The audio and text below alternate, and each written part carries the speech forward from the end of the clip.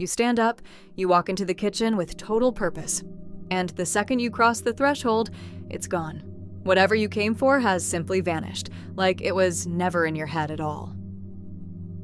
You walk back to where you started, and there it is again, instantly. Your keys, right? This isn't a sign that your memory is failing. It isn't early forgetfulness, and it isn't a symptom of anything. Your brain didn't lose the thought, it deleted it on purpose, the instant you crossed that threshold, because a door just told it the scene was over.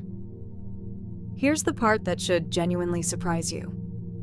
Psychologist Gabriel Radvansky ran a series of experiments at the University of Notre Dame to test this exact moment, and what he found wasn't really about forgetting at all. In his studies, people picked up an object in one room, then either walked into a new room or walked the same distance within the same room. Every single time, memory performance dropped specifically when a doorway was crossed. Same distance walked, same amount of time passed. The only difference was a threshold. Then, Radvansky pushed the experiment further, into virtual reality, where none of it was physically real at all. Participants walked through doorways rendered entirely as pixels on a screen. The effect still happened. There was no real door, no real room, just the visual suggestion of a boundary, and your brain still filed it as one. Read that again, because it should stop you cold. Your memory isn't reacting to the room. It's reacting to the idea of a room ending. Researchers call this an event boundary.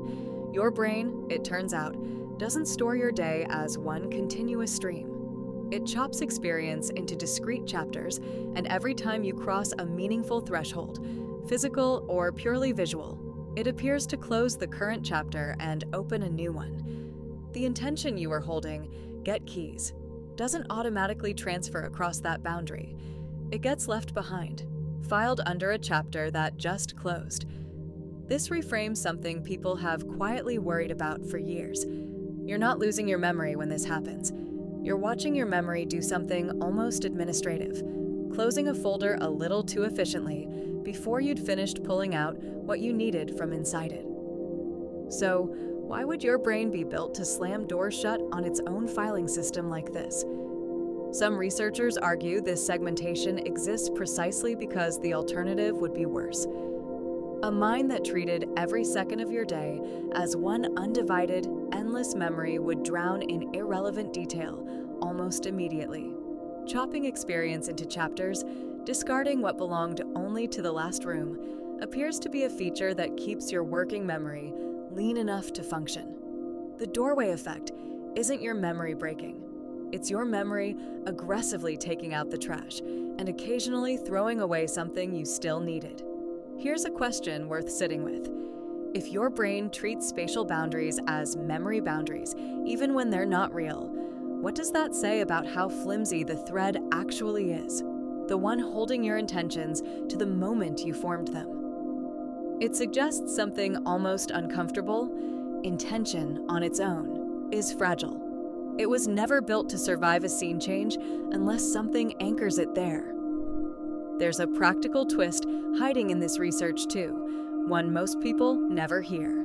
Because the doorway effect is triggered by boundaries, not time, the fix isn't trying harder to remember. It's returning to the original context.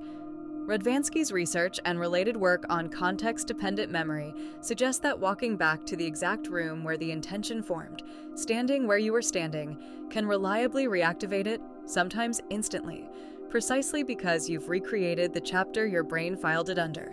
That's not a coincidence, and it's not magic. It's the same mechanism working in reverse. So the next time you stand blankly in a kitchen, having lost the entire reason you walked in, you don't have to treat it as evidence that something is wrong with you. You can treat it as evidence that something in your brain is working a little too well, closing one chapter cleanly before you'd finished reading the last page. You didn't lose the thought. You just left it in the room where it was born, waiting patiently for you to walk back through the door and ask it to follow you this time.